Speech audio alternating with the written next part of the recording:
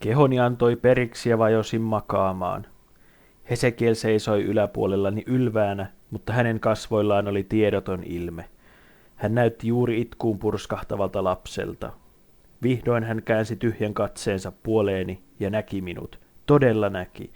Suu puristui puolittaiseen virneeseen ja sykkimättömät suonet pullistuivat ohimoilla. Hän kumartui lähemmäs. Se oli liikaa ja menetin tajuntani. Kun heräsin, en heti ymmärtänyt kuka olin, saati sitten missä makasin. Tuskastuttavan tyhjyyden jälkeen sain vihdoin otteen maailmasta ja nousin varovasti. Työhuone oli tyhjä. Kävelin ikkunalle ja raotin verhoja. Ulkona oli jälleen pimeää. Kuulin kolinaa keittiöstä ja verho lipesi kädestäni, tai oikeastaan se lipesi käteeni läpi. Kävelin keittiön ja nauliuduin kynnykselle. Hesekiel istui alasti pöydän ääressä ja söi leivän kannikkaa. Näin, kun leipä kulki pitkin nielua. Sitten hän jälleen tiivistyi ja ruoansulatuskanava katosi näkyvistä.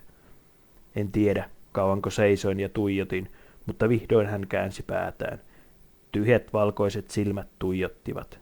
En uskaltanut liikkua. Peräännyin, mutta yhtäkkiä tajusin, että olin vajonnut polvieni myöten lattiaan.